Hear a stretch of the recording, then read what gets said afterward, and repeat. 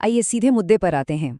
आज हम जिस विषय पर चर्चा करने वाले हैं, उसकी शुरुआत थोड़ी तेज और बेचैन करने वाली हो सकती है, बिल्कुल हमारे मन की तरह, है ना?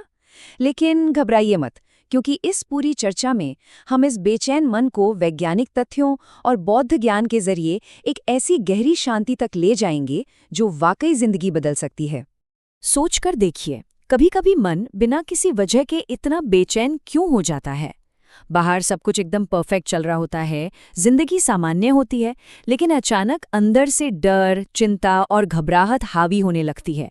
ऐसा लगता है जैसे कोई अलार्म बज रहा हो। और यकीन मानिए, ये सिर्फ किसी एक की समस्या नहीं है। ये एक ऐसा अनुभव है जिससे हम सभी कभी न कभी जरूर गुजरते हैं।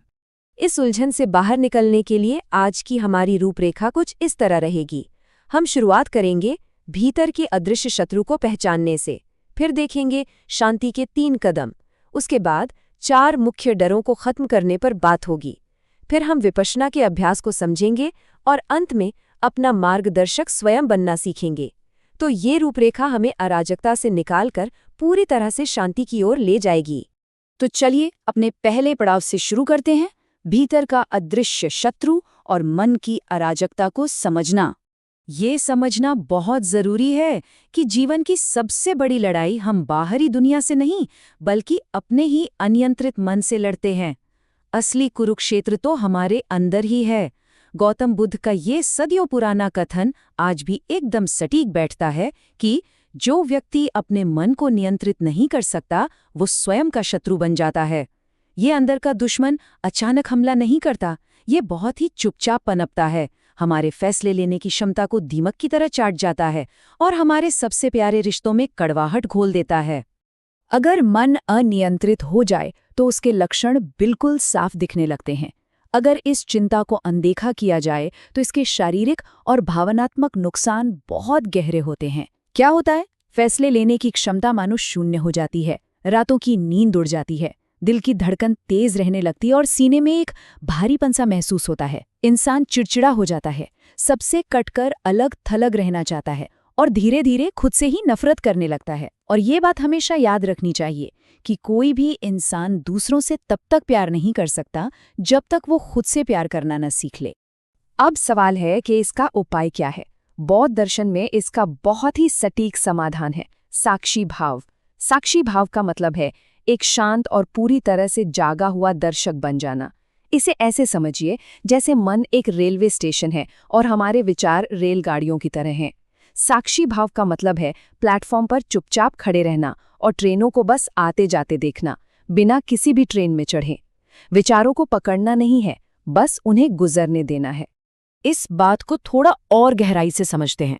हमारा मन एक घने जंगली जंगल की तरह है।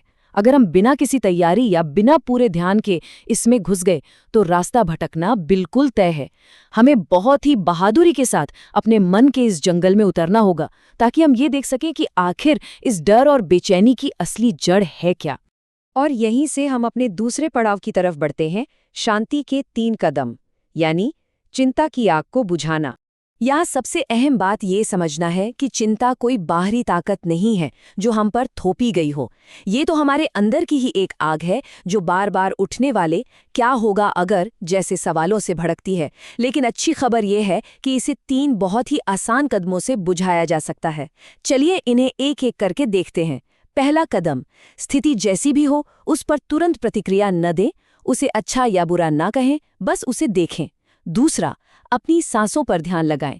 सांसें कभी भविष्य या अतीत में नहीं भटकती, वे सिर्फ और सिर्फ वर्तमान में होती हैं। और तीसरा कदम, विचारों को बस बहने दें, उन्हें पकड़ने की कोशिश बिल्कुल न करें। यकीन मानिए, दिन में सिर्फ 5 से 10 मिनट तक अपनी सांसों पर ध्यान देना मन को काबू करने की सबसे अचूक दवा है। इसे एक छोटे से उदाहरण से समझते हैं। आसमान से गुजरते हुए बादलों के बारे में सोचिए।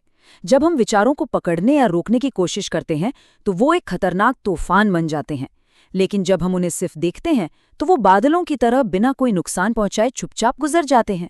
डर को अपने अंदर सोखे बिना बस उसे पहचान लेना ही चिंता की जड़ों को हमेशा के लिए काट देता है। चलिए अब आगे बढ़ते हैं अपने तीसरे हिस्से की तरफ, 4 मुख्य डरों को खत्म करना, या यूं कहें कि डर को वास्तविकता से अलग करना।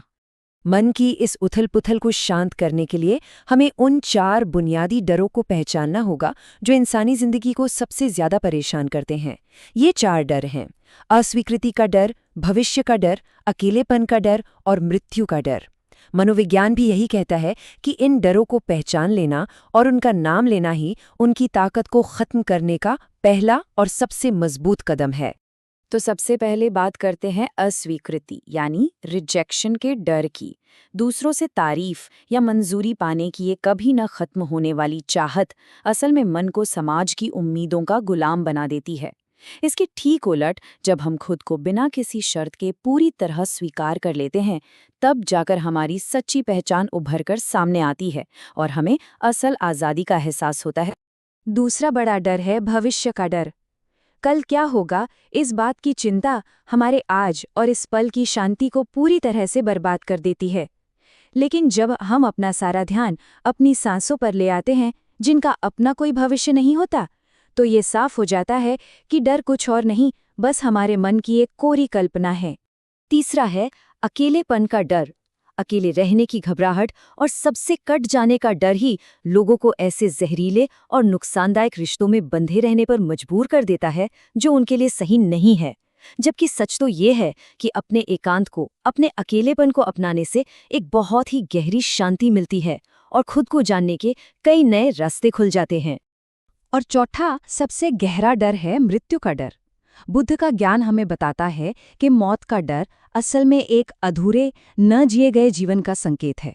जो लोग पूरी जागरूकता के साथ अपने आज का, वर्तमान का हर एक पल जीते हैं, उनके लिए मृत्यु कोई अंत नहीं है, बल्कि वो तो बस सफर का एक अगला कदम है। अब हम आते हैं अपने चौथे पड़ाव पर, विपश्यना का अभ्यास, यानी चीजों को बिल्कुल वैसा ही देखने की कला जैसी वे हैं। देखिए, ये कोई रहस्यमयी जादू टोना नहीं है। ये एक बहुत ही व्यवहारिक और वैज्ञानिक तरीका है जिसका इस्तेमाल हजारों लोगों ने अपने डर और चिंता को हमेशा हमेशा के लिए जड़ से खत्म करने के लिए किया है। तो आखिर ये विपश्यना है क्या? इसका सीधा सा मतलब है चीजों को बिल्कुल वैसा ही देखना जैसी वे हैं। उसमें अपनी भावनाएं, डर, उम्मीद या नफरत बिल्कुल मत मिलाइए। इसका तरीका बहुत ही आसान है।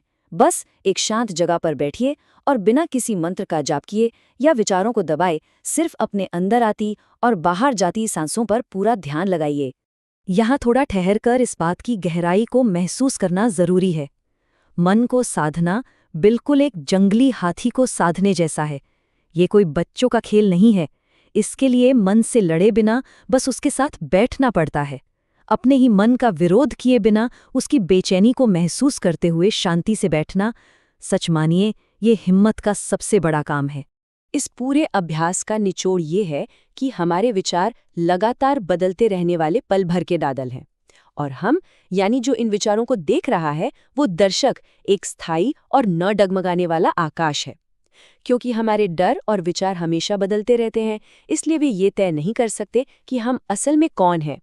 हम वो स्थायी आकाश है, ना कि वो बादल जो बस पल भर के लिए आते हैं और गुजर जाते हैं। अब हम इस सफर के आखिरी और सबसे खास पड़ाव पर पहुंच चुके हैं। भाग 5, अपना मार्गदर्शक स्वयं बने, आध्यात्मिक स्वतंत्रता पाना। जब हमारा मन डर की इस मजबूत जकड़ से पूरी तरह आजाद हो जाता है, तब हमें असली में समझ आता है कि आध्यात्मिक स्वतंत्रता क्या होती है। बुद्ध के जीवन के अंतिम क्षणों की एक बहुत ही भावुक कर देने वाली ऐतिहासिक घटना इसे बखूबी समझाती है।